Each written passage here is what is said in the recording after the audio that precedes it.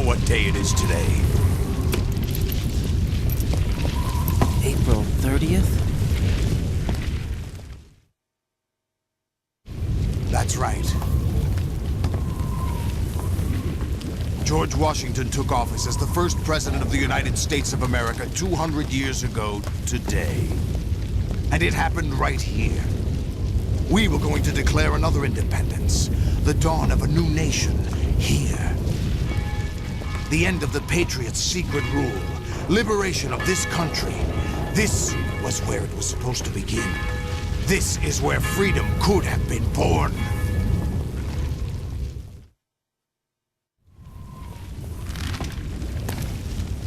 All you want is power at any cost. Jack, it's not power I want. What I wanted to take back from the Patriots are things like freedom, civil rights, opportunities. The founding principles of this country.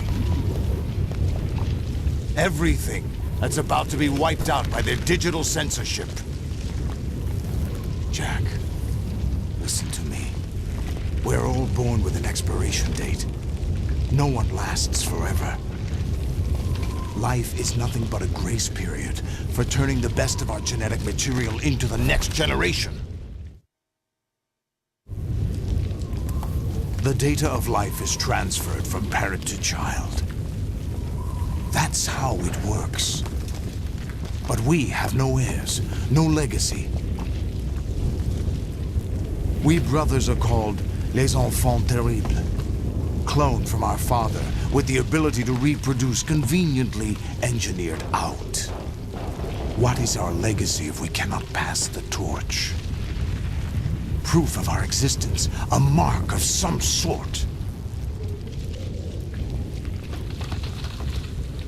When the torch is passed on from parent to child, it extends beyond DNA. Information is imparted as well.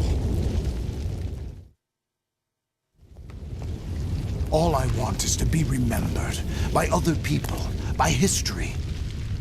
The Patriots are trying to protect their power, their own interests, by controlling the digital flow of information. I want my memory, my existence to remain. Unlike an intron of history, I will be remembered as an exon. That will be my legacy, my mark in history. But the Patriots would deny us even that. I will triumph over the Patriots and liberate us all, and we will become the Sons of Liberty!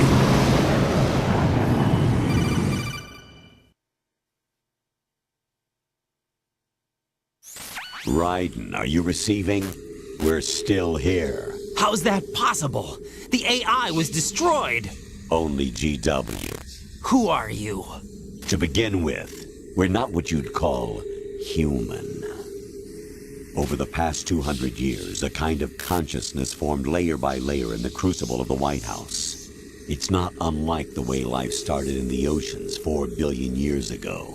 The White House was our primordial soup, a base of evolution. We are formless. We are the very discipline and morality that Americans invoke so often. How can anyone hope to eliminate us? As long as this nation exists, so will we. Cut the crap! If you're immortal, why would you take away individual freedoms and censor the net? Jack, don't be silly. Don't you know that our plans have your interests, not ours, in mind? What? Jack, listen carefully, like a good boy. The mapping of the human genome was completed early this century. As a result, the evolutionary log of the human race lay open to us.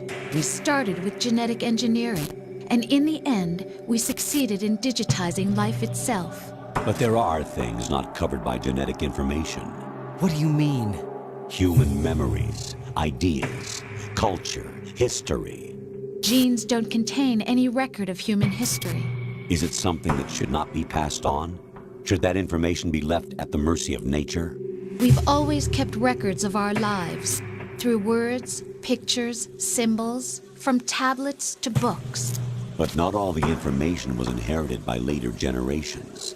A small percentage of the whole was selected and processed, then passed on. Not unlike genes, really. That's what history is, Jack. But in the current digitized world, trivial information is accumulating every second, preserved in all its triteness, never fading, always accessible. Rumors about petty issues, misinterpretations, slander. All this junk data, preserved in an unfiltered state, growing at an alarming rate. It will only slow down social progress, reduce the rate of evolution. Right. You seem to think that our plan is one of censorship. Are you telling me it's not? You're being silly.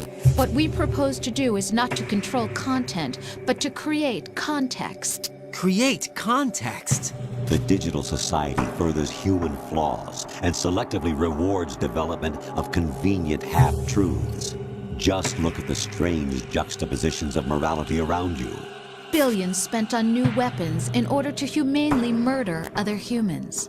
Rights of criminals are given more respect than the privacy of their victims.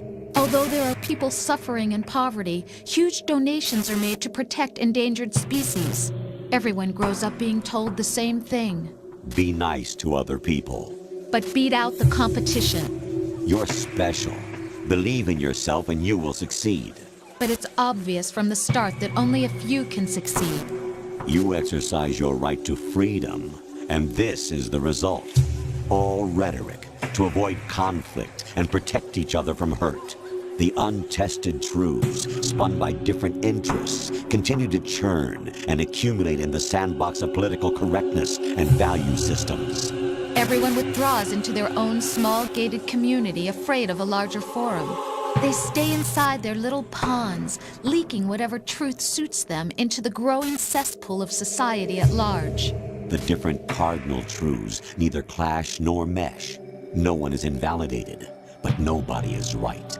Not even natural selection can take place here. The world is being engulfed in truth. And this is the way the world ends. Not with a bang, but a whimper. We're trying to stop that from happening. It's our responsibility as rulers. Just as in genetics, unnecessary information and memory must be filtered out to stimulate the evolution of the species. And you think you're qualified to decide what's necessary and not? Absolutely.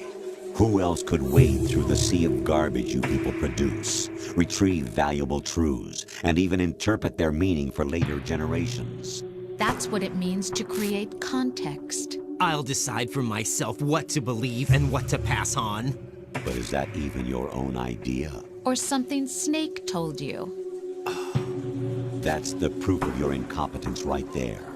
You lack the qualifications to exercise free will. That's not true. I have the right. Does something like a self exist inside of you? That which you call self serves as nothing more than a mask to cover your own being. In this era of ready-made truths, self is just something used to preserve those positive emotions that you occasionally feel. Another possibility is that self is a concept you conveniently borrowed under the logic that would endow you with some sense of strength. That's crap! Is it? Would you prefer that someone else tell you? All right then. Explain it to him. Jack, you're simply the best, and you got there all by yourself. Oh, what happened? Do you feel lost? Why not try a bit of soul searching? Don't think you'll find anything, though. Ironic that although self is something that you yourself fashioned, every time something goes wrong, you turn around and place the blame on something else. It's not my fault. It's not your fault. In denial, you simply resort to looking for another, more convenient truth in order to make yourself feel better. Leaving behind in an instant the so-called truth you once embraced.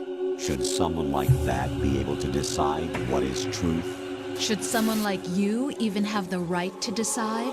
You've done nothing but abuse your freedom. You don't deserve to be free. We're not the ones smothering the world. You are. The individual is supposed to be weak, but far from powerless.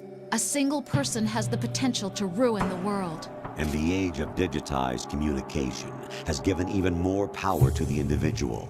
Too much power for an immature species. Building a legacy involves figuring out what is wanted and what needs to be done for that goal. All this you used to struggle with. Now we think for you. We are your guardians, after all. You want to control human thought? Human behavior? Of course. Anything can be quantified nowadays. That's what this exercise was designed to prove. You fell in love with me just as you were meant to, after all. Isn't that right, Jack? Ocelot was not told the whole truth, to say the least. We rule an entire nation. Of what interest would a single soldier, no matter how able, be to us? The S3 plan does not stand for solid snake simulation. What it does stand for is selection for societal sanity.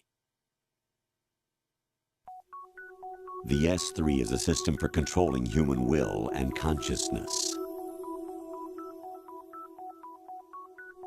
S3 is not you, a soldier trained in the image of Solid Snake. It is a method, a protocol that created a circumstance that made you what you are.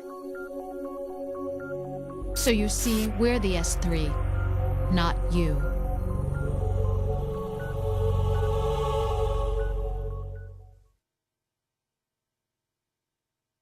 What you experienced was the final test of its effectiveness. That's crazy. You heard what President Johnson said. The Arsenal's GW system is the key to their supremacy. The objective of this exercise was to establish such a method. We used Shadow Moses as a paradigm for the exercise. I wonder if you would have preferred a fantasy setting. We chose that backdrop because of its extreme circumstances. It was an optimal test for S3's crisis management capacity. If the model could trigger, control, and solve this, it would be ready for any contingency. And now, we have our proof.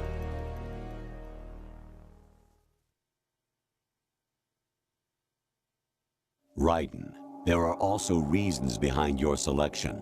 Solidus raised plenty of other child soldiers. Do you know why we chose you over them?